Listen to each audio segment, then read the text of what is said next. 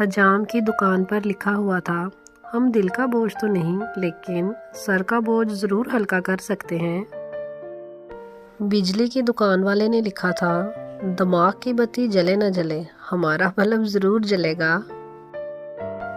چائے والے کے سٹال پر لکھا تھا، میں عام ہوں لیکن میری چائے بہت خاص ہے۔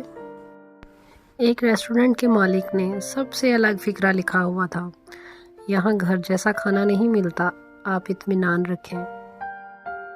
بجلی کی دکان پر جب میں نے یہ لکھا دیکھا تو میں خود دم بخود رہ گئی۔ ہم آپ کی زندگی میں لگائی ہوئی لوگوں کی آگ تو نہیں بجھا سکتے، البتہ ہمارا پنکھا آپ کو تپش سے ضرور بچائے گا۔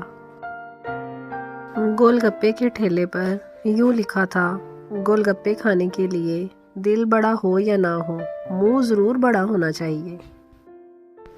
پھل والے کے یہاں تو غضب کا فقرہ لکھا ہوا تھا، صبر کرنے والوں کی منزل۔ گھڑی کی دکان پر ایک زبردست فقرہ دیکھا، بھاگتے وقت کو اپنے بس میں رکھیں، دیوار پر ٹانگیں یا ہاتھ پر باندھیں۔ شیمپو بنانے والے ادارے کا ایک زبردست جملہ، ہم بال بال بچاتے ہیں۔ اور ایک دندار ساز کا جملہ، دانت کوئی بھی توڑے لگا ہم دیں گے۔ چٹائی بیچنے والے نے کہا، صرف 900 روپے خرچ کریں، ساری عمر بیٹھ کر کھائیں۔ ایک دکان پہ لکھا دیکھا، دکان کے اوقات کار صبح 9 سے شام 6 بجے تک، ہم اپنی اوقات میں رہتے ہیں۔